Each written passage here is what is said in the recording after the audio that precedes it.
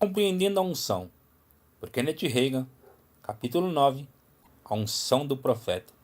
Jesus tinha todas as unções em conjunto para ocupar todos os cargos. Paulo, escrevendo a Timóteo, disse a respeito do seu próprio ministério: eu fui designado pregador, apóstolo e mestre, segundo Timóteo 1:11. Sabemos na base de Atos 13 que Paulo também ocupava o cargo de profeta. Sabemos que Paulo ocupava o cargo de profeta porque tinha visões e revelações. O profeta é quem tem visões e revelações, entre outras coisas. Tudo quanto Paulo sabia a respeito do Evangelho, aprendeu daquela maneira. Alguns entre nós, assim como Paulo, ocupavam mais de um cargo. Frequentemente fazemos revezamento pulando de um cargo e outro. Dou graças a Deus porque tinha a unção para pregar e em seguida a unção para ensinar. Continuava a pregar e a ensinar. Falava em línguas e profetizava, mas nunca ocupei o cargo de profeta antes de 1952. Sei exatamente quando entrei no ministério do profeta. Não tenho a unção do apóstolo nem do pastor. Nunca as tive, mas reconheço essas unções em outras pessoas. A unção do profeta vem do mesmo Espírito Santo, mas é uma unção diferente. É importante notar que há uma diferença entre 1. Ocupar o cargo de profeta e 2. O simples dom da profecia. Todo crente cheio do Espírito pode profetizar e saber algo a respeito da unção para profetizar. A Bíblia ensina assim: porque todos podereis profetizar um após o outro, para todos aprenderem e serem consolados. 1 Coríntios 14:31. O simples dom da profecia é falar aos homens, edificando, exortando e consolando. Um bom testemunho inspirado do Espírito Santo é o simples dom da profecia. Entendemos, portanto, que simplesmente profetizar não nos torna profetas. É o Espírito dentro de nós quem nos unge para profetizar. Mas há também uma unção ou um dom do ministério para ocupar o cargo de profeta. Dou graças a Deus pela unção do profeta. Gosto muito delas. Muitas vezes, sentado na plataforma, antes de assumir a direção do culto e ensinar, sinto repentinamente aquela unção profética, o cargo de profeta atuando sobre mim. Reconheço do que se trata. É uma unção diferente, é mais profunda, muito mais profunda do que a unção para simplesmente profetizar. É a mesma unção, porque vem do mesmo Espírito, mas é multiplicada cerca de 100 vezes. Descobri que a unção pode ser mais forte ou mais fraca, conforme veremos na história de Elias e de Eliseu, 2 profetas do Antigo Testamento. Se eu controlasse os acontecimentos, profetizaria em todos os cultos, mas talvez não seja esse o desejo de Deus para todos os cultos. A primeira ocasião em que experimentei essa unção esmagadora para profetizar foi em janeiro de 1964, em Phoenix, estado do Arizona. Estava presente para ser um dos preletores na convenção dos homens de negócio do Evangelho Pleno. Depois da sessão de encerramento, o irmão e a irmã Daryl Ron e Barry, filho do casal, com minha esposa e eu, fomos para um restaurante nas proximidades para comermos alguma coisa. Antes de termos feito nosso pedido, o Espírito de Deus veio repentinamente sobre mim. Reconhecia que era o Espírito da profecia. Um termo melhor é o Espírito do profeta. Falei ao nosso grupo: vamos para algum lugar onde possamos orar.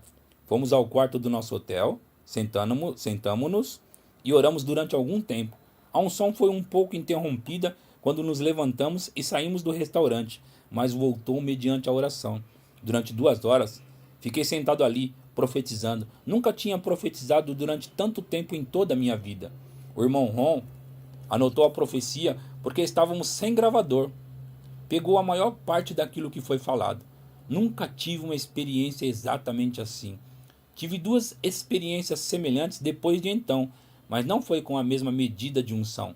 Parecia que eu estava sentado no meu próprio lado, na beira da cama. Parecia que eu existia em 2 pessoas. Fiquei escutando com os ouvidos físicos aquilo que o elemento ao meu lado dizia. Parecia-me que eu não tinha absolutamente nada que ver com aquilo que ele dizia. Parecia que eu estava totalmente dominado pelo Espírito de Deus. Logo que comecei a render-me ao Espírito, foi a coisa mais fácil nesse mundo. Durante 2 horas, o Senhor nos levou ao seio profético pelos anos de 1964, 1966, 67 e 69. 5 anos. Ele nos informou o que aconteceria no Vietnã e o que aconteceria com o governo dos Estados Unidos. O Senhor também nos diz que um homem que estava na liderança do ministério seria levado dentre nós. Ainda tenho as anotações que o irmão Ron fez da profecia. A profecia diz: Satanás destruirá a sua vida, sua alma será salva e sua obra o seguirá. Antes de chegar a 1966, ele terá partido. Assim aconteceu. Não era o perfeito plano ou propósito de Deus para ele, mas mesmo assim aconteceu. Experimentei uma unção assoberbante semelhante no dia 30 de abril de 1980, enquanto ensinava na escola de oração e cura no campus de Rema, em Tulsa, estado de Oklahoma. Assim me acontece às vezes na pregação, mas mais frequentemente quando estou ensinando. Quero mostrar-lhe algo a respeito do ministério do profeta. Não opero ali o tempo todo, mas Elias e Eliseu também não. De repente, ao ensinar a palavra, tenho o cargo do ensino, de modo que posso operar naquele cargo o tempo todo. Passei para essa área, tive com meus olhos totalmente abertos aquilo que chamo de uma mini visão, bem na minha frente. Como se tivesse acontecido literalmente. Vi uma senhora jovem em pé no corredor entre os bancos da igreja. Vi a mim mesmo apontar o dedo para ela e dizer: Seja curada em nome de Jesus. Vi-a cair para trás. Vi homens em pé nos dois corredores e parei e fiz as ações correspondentes. Frequentemente enceno fisicamente essas mini visões. Falei-lhes: Fiquem no corredor, sejam curados em nome de Jesus. Foi a única vez que cheguei a fazer assim. Não sei se voltarei a fazê-lo um dia ou não, mas vou se o Senhor mandar. Naquela ocasião, na realidade, ele nem mesmo me mandou. Simplesmente vi tudo na mini visão. Os dois homens caíram para trás. Simplesmente encenei aquela mini visão, ou assim pensava. Quando tivermos fé para entrar na dimensão do Espírito e obedecer-lhe, ele nos aceitará como seus obreiros. Se ele nos mostrasse tudo antes de darmos um só passo, não estaríamos andando pela fé, mas só por aquilo que vemos, e isso não lhe agradaria. Sendo assim, nunca saberemos tudo. Mas se tivermos fé para avançar, quando o Espírito atua, ele operará em nós e ministraremos na profundeza do Espírito de uma maneira que nunca conseguimos antes. E a unção de Deus não somente virá e repousará sobre você, como também será manifesta através de você. Lembrava-me daquela primeira parte da mini visão e contava aos outros. Não quero dizer que estava inconsciente daquilo que aconteceu em seguida, mas podemos passar para a dimensão do Espírito ao ponto de termos tanta consciência das coisas espirituais que nem sequer tomamos consciência das coisas naturais. Há, porém, a possibilidade de cairmos em êxtase. Mas não fiquei em êxtase naquela ocasião. Já caí em êxtase em várias ocasiões e tive visões. Quando a pessoa fica em êxtase, seus sentidos físicos ficam interrompidos e não sabe onde está no momento. Nossos cooperadores me perguntaram: Irmão Reagan, por que você nunca conta o restante daquela história? Falei: Existe mais para contar? Responderam: Sim, você deixa aquela mulher caída lá no corredor. Então, não era esse o fim da história? Não, responderam. É parte da história. Mas não terminou aí. Pedi que me contasse o que aconteceu, porque não tinha conhecimento nenhum do restante da história. Disseram: Depois de você ter posto em prática aquela parte, chamou aquela mulher para a frente. E nunca ouvimos agir assim antes. Você desceu da plataforma de um só pulo e agarrou aquela mulher como um gato agarra um rato. Você colocou uma mão no estômago dela e a outra nas costas. Sacudiu-a, expulsou dela 3 demônios, o medo, a morte e a enfermidade, e ordenou que ela fosse curada. Ela caiu no chão pela segunda vez e ficou ali até as 18 horas. Quando ela voltou ao médico, este não conseguiu achar o mínimo sinal do câncer. Parecera inteiramente. Foi completamente curada do câncer. O testemunho dela apareceu em nossa revista The Word of Faith, a Palavra da Fé, edição de dezembro de 1981. A mulher, posteriormente, mudou para Tulsa, juntamente com o marido, e cursaram o Centro de Treinamento Bíblico Rema, preparando-se para o ministério. Depois de meus cooperadores me terem contado o que aconteceu, fiquei com uma lembrança muito tênue do caso. Para mim, era como um sonho. Parecia que o Espírito de Deus me dominava totalmente. É necessário estarmos dispostos a ser usados e precisamos render-nos a Ele. Em outras ocasiões, estava pregando quando a unção para ocupar o cargo do profeta veio repentinamente sobre mim. já estava sobre mim para pregar. Não sou eu quem controla essa unção, é Deus quem controla. Certa vez, enquanto pregava, estava em pé numa esquina de rua, a muitos quilômetros de distância. Consegui ouvir o som da minha voz, continuando a pregação, mas não sei até hoje nenhuma palavra que falei, pois estava em pé naquela esquina de rua. Vi uma mini visão de uma mulher que pertencia à minha congregação descendo a rua. Vi um homem encostar seu carro perto da calçada e tocar a buzina. A mulher entrou no carro e foram para os campos. Eu estava no assento traseiro. Adulteraram. De repente, tinha consciência de estar atrás do púlpito de novo. Vi aquela mulher sentada na minha frente na congregação. Ora, Deus não me revelou aquele incidente para revelá-lo diante de todos. Na realidade, não comentei absolutamente nada com ninguém. Deus me dera a visão a fim de restaurar a mulher, de trazê-la de volta à comunhão com ele. Em outra ocasião, quando pregava em Alabama, um estado sulino, a unção veio repentinamente sobre mim e tive uma mini visão de duas mulheres brigando. A cerca de um quarteirão de distância, rua abaixo, vi uma igreja. O nome dela estava escrito na parte mais alta. As duas mulheres arrancavam as roupas uma da outra. Uma delas finalmente se livrou e fugiu. A outra desceu para uma casinha branca com um vigamento de madeira que estava ao lado da igreja.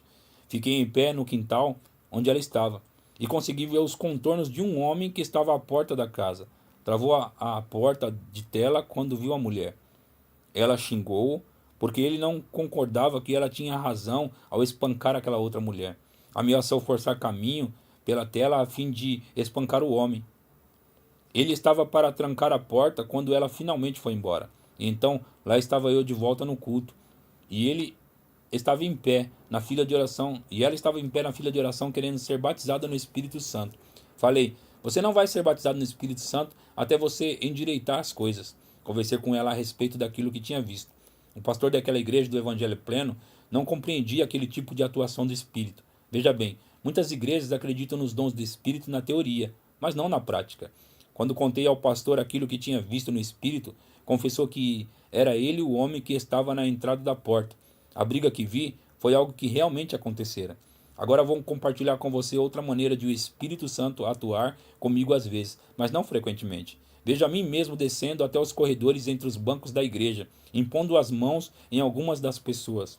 À medida que ponho isso em prática e passo entre as pessoas, parece que um imã me atrai a ela. Quando assim acontece, paro e ministro a elas. Graças a Deus pela unção. Leon D. Smith Wigglesworth escreveu: preferiria ter o Espírito Santo sobre mim durante 10 minutos do que possuir o mundo inteiro dentro de uma cerca. Referia-se à unção para ministrar. A unção do profeta, conforme a vontade do Espírito. Quero que você note alguma coisa a respeito da unção do profeta. Às vezes, as pessoas pensam que quem tem determinado cargo, tal como o do profeta, exerce o cargo durante o tempo todo. Essas pessoas se enganam porque deixam de ler aquilo que a Bíblia diz e procuram atuar quando a unção não está presente. Ficam na carne, profetizam e fazem injustiça à obra de Deus. Ou, segundo parece, acho que quem ocupa o cargo de profeta vai distribuindo revelações o tempo todo. Conheço certo homem, Deus o abençoe, que tem a unção de Deus sobre ele, porque coisas sobrenaturais acontecem através de seu ministério. Não há dúvida a respeito disso, mas porque acha que é vocacionado para o cargo do profeta, imagina que precisa estar profetizando o tempo todo. Lembro-me da primeira vez que fiquei conhecendo. Dentro de 30 minutos, ele deve ter me dado 12 mensagens da parte do Senhor e nenhuma delas era certa. Não valia um tostão. Às vezes ocupo o cargo de profeta e algumas pessoas acham que o exerço o tempo todo. Até mesmo sentir na tentativa de entrar em contato comigo. Estávamos dirigindo conferências fora da cidade onde morávamos em determinada ocasião e fomos despertados às 4 da madrugada. Disseram-nos que havia um telefonema interurbano de emergência para nós. Pensávamos que algum parente morrera ou algo assim. Ao invés disso, havia alguma mulher na linha local. Às vezes é um homem. Ela disse: irmão Reig, odeio agir assim, mas era a única maneira de entrar em contato com você. Trata-se de mentira descarada. Sabe, ela continuou, fiquei orando e pensei que se pudesse entrar em contato com você, talvez você tivesse uma palavra para mim. Senti vontade de dizer, tenho mesmo, mas não me atrevi a falar-lhe aquilo que queria. As pessoas pensam que podemos ligar e desligar o dom da profecia à vontade, mas tudo é segundo o Espírito determina. Sim, a unção está presente em potencial, mas não está constantemente em manifestação. À medida que nos preparamos, estudamos e nos entregamos ao Espírito de Deus, a unção estará presente para funcionarmos naquele cargo, mas não exercemos esse cargo ininterruptamente. Faça uma pausa para pensar nisso. Se você tivesse o cargo de mestre de ensino e você funcionasse naquele cargo o tempo todo, você estaria ensinando durante 24 horas por dia e nunca cessaria até morrer. Ninguém poderia realmente aguentar exercer o cargo de profeta durante 24 horas por dia, mesmo tendo a vocação e a unção em potencial. O corpo humano não pode conter semelhante grau de poder espiritual por um longo período de tempo, conforme veremos no capítulo 14. Jesus se chamou profeta no capítulo 4 do Evangelho segundo Lucas, e ele empregou uma ilustração que seus ouvintes judaicos conheciam bem através da antiga aliança, a história do profeta Eliseu, que foi enviado até a casa da viúva em Sarepta num período de fome. Ali, a operação de milagres foi manifestada através de Eliseu. A botija de azeite continuou tendo azeite, e a panela de farinha continuou tendo farinha. 1 Reis 17, 16. Mas Elias não podia entrar na casa de qualquer outra pessoa em Israel e fazer o mesmo, a não ser que o Senhor assim lhe ordenasse. Em seguida, Jesus relembrou que havia muitos leprosos em Israel nos tempos de Eliseu, Lucas 4, 27. Mas nenhum deles foi curado, embora Eliseu tivesse a reputação de ter um ministério de cura. Sabemos disso pelas palavras da menina israelita serva da família de Naamã, quando ficou sabendo que o chefe da família estava com lepra. Oxalá o meu senhor estivesse diante do profeta que está em Samaria. Ele o restauraria da sua lepra. 2 Reis 5:3. Nenhum leproso em Israel foi curado, mas somente Naamã, da Síria, embora Eliseu ocupasse o cargo de profeta. Lembre-se disto. Nós não controlamos a unção. Devemos aprender a fluir com o Espírito. Devemos aprender a ministrar sobre a unção. Amo aquela unção. Elias foi ungido pelo Espírito Santo para ocupar o cargo de profeta, mas Eliseu recebeu em dobro aquela medida daquela unção, uma dupla porção para ocupar aquele cargo. Percebemos assim que uma pessoa pode ter mais unção do que outras no mesmo cargo. A música aumenta a unção. Precisamos compreender o papel que a música desempenha em afetar o ministério do profeta. O terceiro capítulo de 2 Reis nos oferece uma exemplificação tirada do ministério do profeta Eliseu.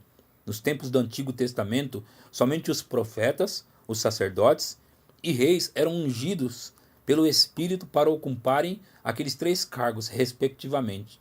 De outra forma, as pessoas não tinham a unção do Espírito de Deus, a não ser que Deus as chamasse de modo especial. Por isso, se precisassem inquirir do Senhor no tocante a algum assunto, precisavam inquirir através do profeta. O ministério do profeta é diferente durante a presente dispensação. Um inimigo levanta-se contra a nação de Israel, que naquele período estava dividido entre si. Josafá, rei de Judá, estava conferenciando com 2 outros reis, Jorão, rei de Israel, e o rei de Edom, sendo que esses últimos 2 tinham abandonado a Deus e se desviaram. Josafá perguntou: não há aqui algum profeta do Senhor para que consultemos ao Senhor por ele? Versículo 11. Um dos servos do rei de Israel mencionou Eliseu, e os 3 reis foram ter com ele. 2 Reis 3, o 13 e o 14. Mas Eliseu disse ao rei de Israel: que tenho eu contigo? Vai aos profetas de teu pai e aos profetas de tua mãe.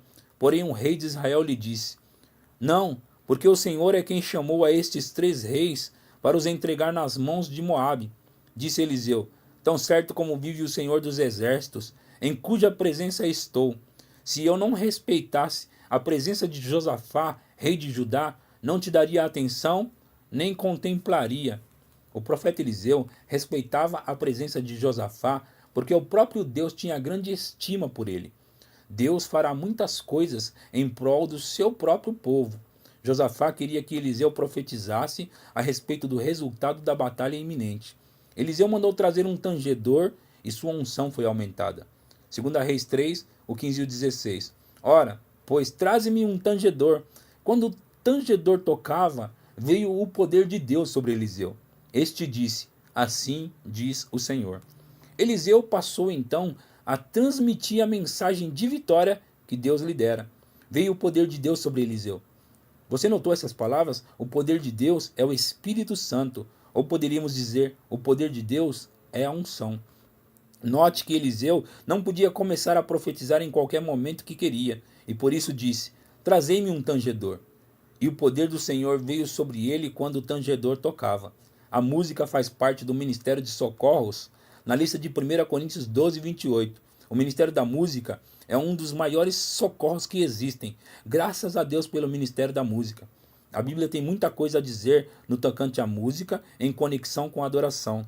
Sabemos que a música nos ajuda a adorar a Deus. Se tocarmos o tipo certo de música em casa quando estamos orando ou estudando, a Bíblia, quão grande diferença faz.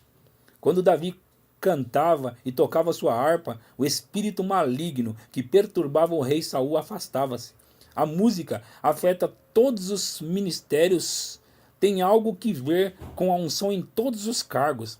A música pode ajudar todos os ministros e não somente o profeta, porque todos os ministros devem ministrar sob a unção do Espírito Santo. O tipo certo de música e de cânticos até mesmo ajudará o mestre a ensinar melhor. Parece-me, no entanto, que a música tem mais que ver com o cargo do profeta do que com os demais, porque o profeta precisa ser espírito.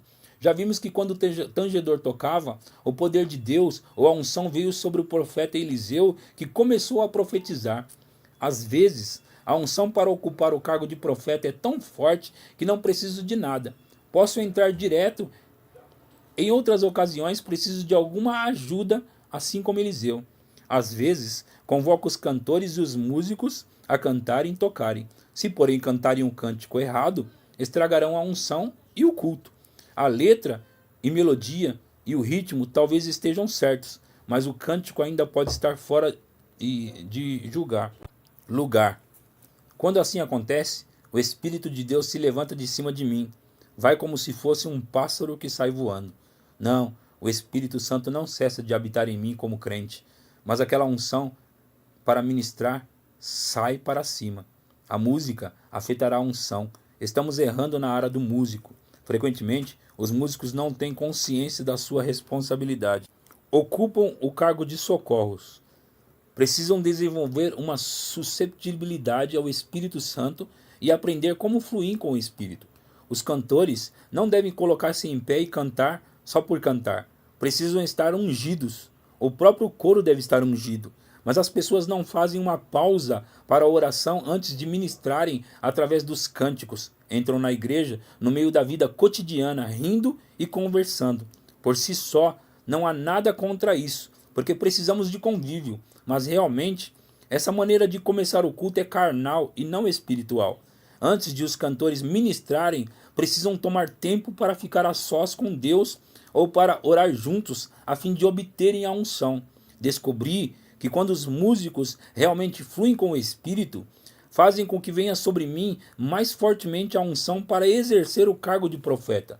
Sei o que quer dizer a Escritura ao declarar que o tangedor tocou e o poder do Senhor atuou. Em outras ocasiões, quando havia o tipo certo de música, já passei para o cargo de profeta e ministrei durante 3 horas inteiras. A profecia simplesmente fluía de dentro de mim. Não posso ministrar assim todas as vezes, embora sempre ministre com certa medida de unção, pois existem medidas de unções.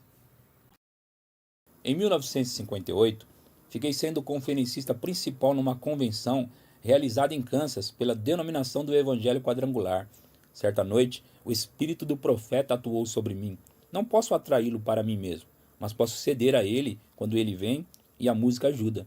Havia uma orquestra ali, composta de pessoas provenientes de várias igrejas. Falei a elas: a unção de profeta está vindo sobre mim, toquem alguma coisa. Começaram a tocar. Preguei a palavra, um cântico escrito por M. Simple McPherson. A unção veio sobre mim e ministrei ela desde as 21 horas até a meia-noite, durante 3 horas. Oh, que culto maravilhoso! Fiquei arrebatado naquela glória. Durante a metade daquele período nem sequer conseguia ver.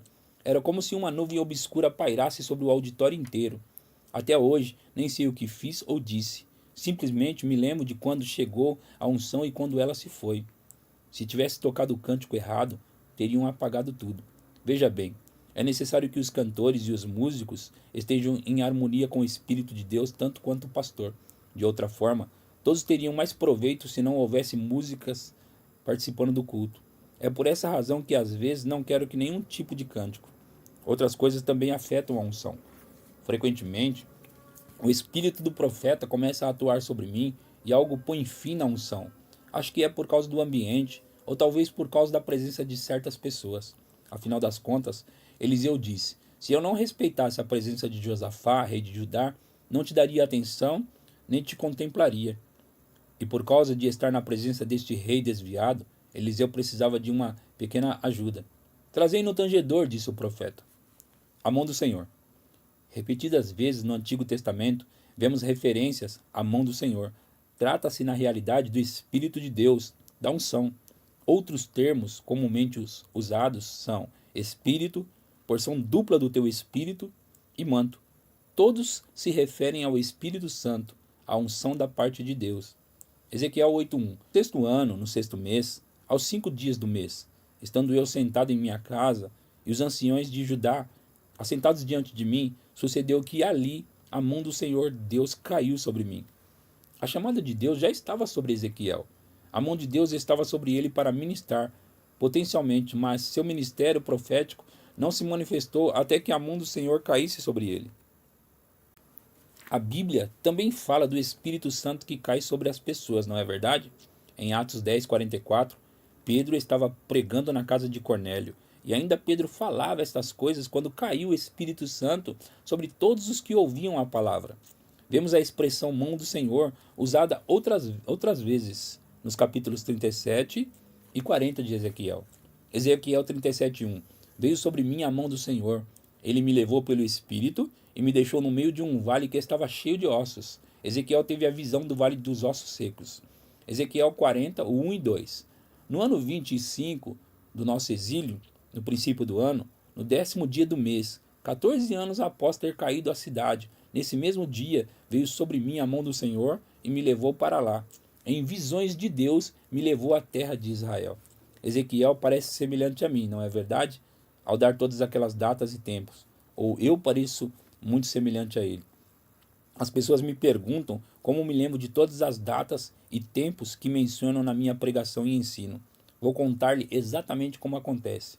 Quando menciono algo que aconteceu no passado, a data ou época surge do meu espírito, de dentro de mim, para minha mente, e fico sabendo imediatamente.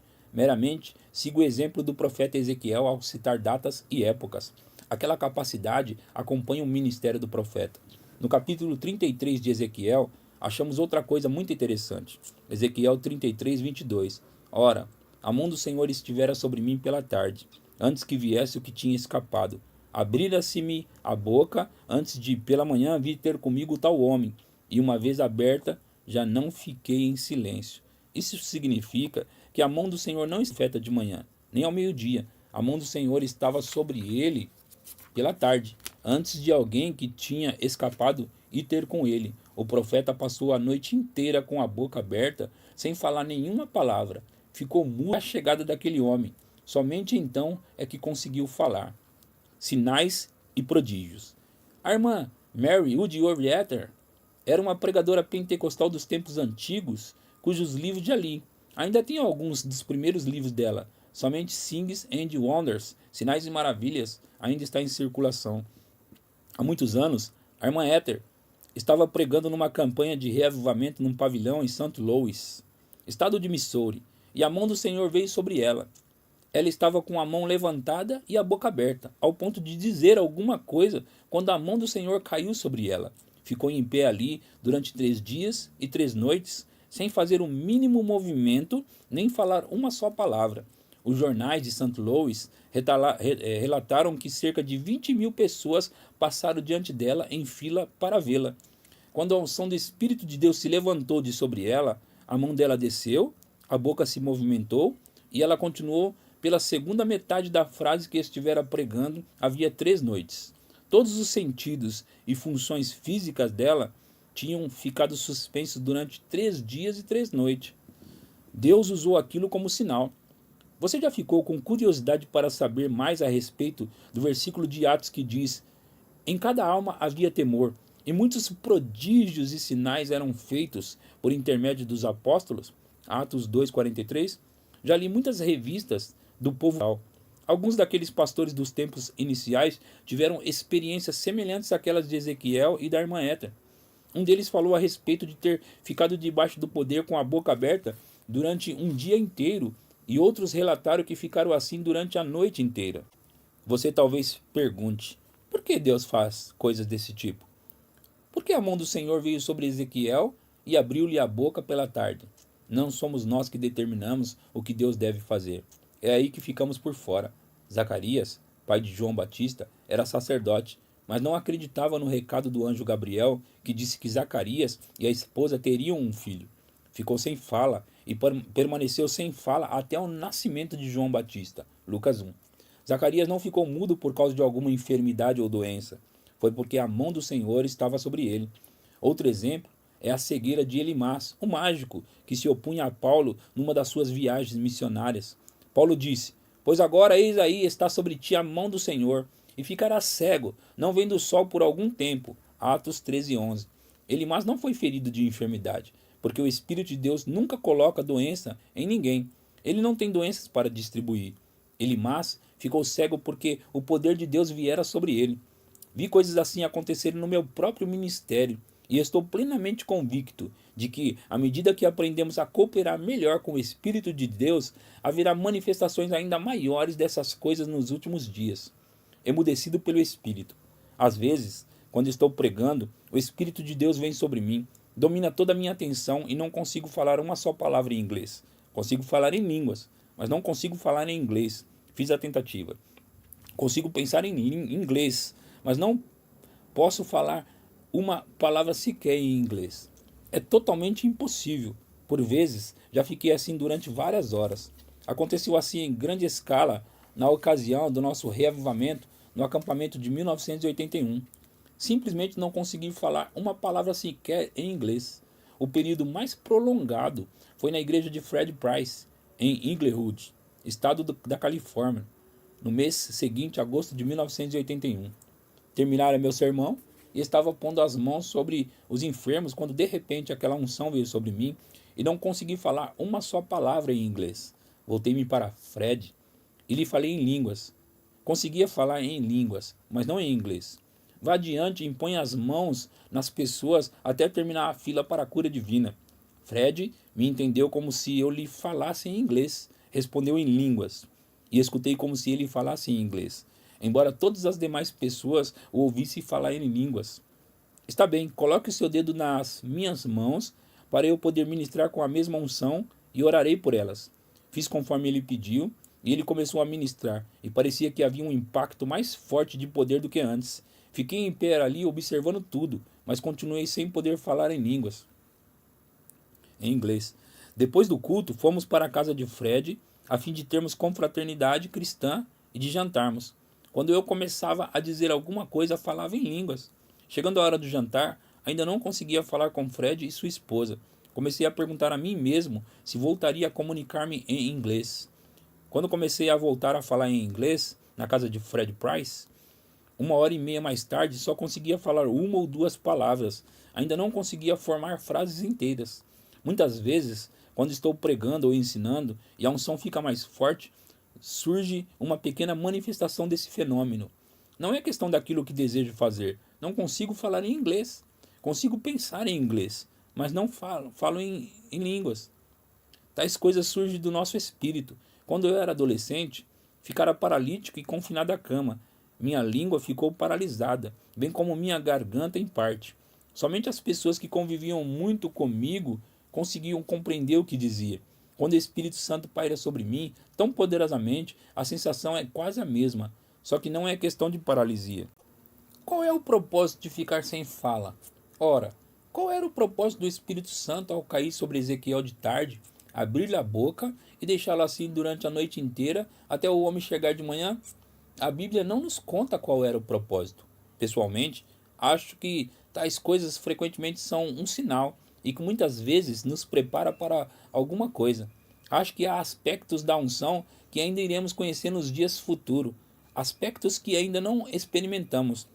Com isso me refiro ao uso da unção, ao propósito da unção, à utilização da unção, ao ministério debaixo da unção e à transferência ou transmissão da unção.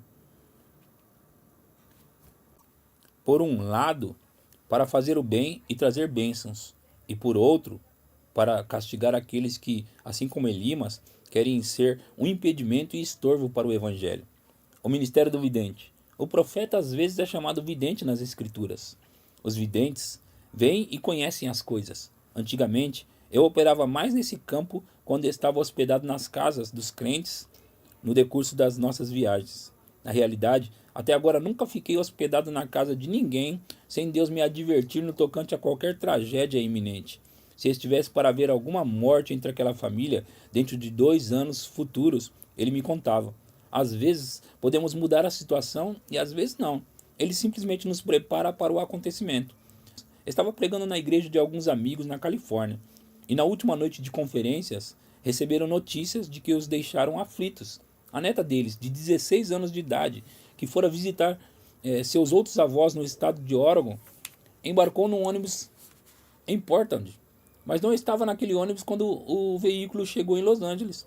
Finalmente a visão conseguiu descobrir a pista dela até a cidade do Reino, no estado de Nevada. Mas ali perderam qualquer noção do seu paradeiro. A avó irrompeu em lágrimas e ficou inconsolável. Ficou convicta de que nunca mais veria a neta. Era de partir o coração. Minha esposa e eu procurávamos consolá-la. Fiquei sentado numa cadeira perto de 1 metro de distância dela. Com os olhos totalmente abertos, vi-me repentinamente na frente da estação rodoviária do Reno. Nunca fui para lá, mas sei exatamente como é, pois a vi claramente. Fiquei em pé atrás de um ônibus. Vi outro ônibus encostar-se ali. O letreiro acima do para-brisa dizia Los Angeles. Vi pessoas desembarcarem, inclusive aquela moça loira. Depois vi os demais passageiros voltarem ao mesmo ônibus, mas a moça embarcou no ônibus na frente daquele em que chegara. Falei, irmã, ela pegou o ônibus errado. Ela perguntou, está com certeza? Falei, sim, eu a vi, embarcou no ônibus errado. Perguntou de novo, está com certeza? Respondi, arriscaria minha própria vida antes de negar que assim é. Apostaria 25 anos de ministério nessa verdade. Efetivamente, antes de terminar o culto, um representante da aviação telefonou dizendo, localizamos sua neta em Salt Lake City. Ela embarcou no ônibus errado. Estará de volta aqui no terminal às 4 da madrugada. Graças a Deus que o seu espírito sabe. Se eu nunca receber outro galardão, além daquele de ter visto aquela avó sorrir depois de ter chorado, este já será o suficiente.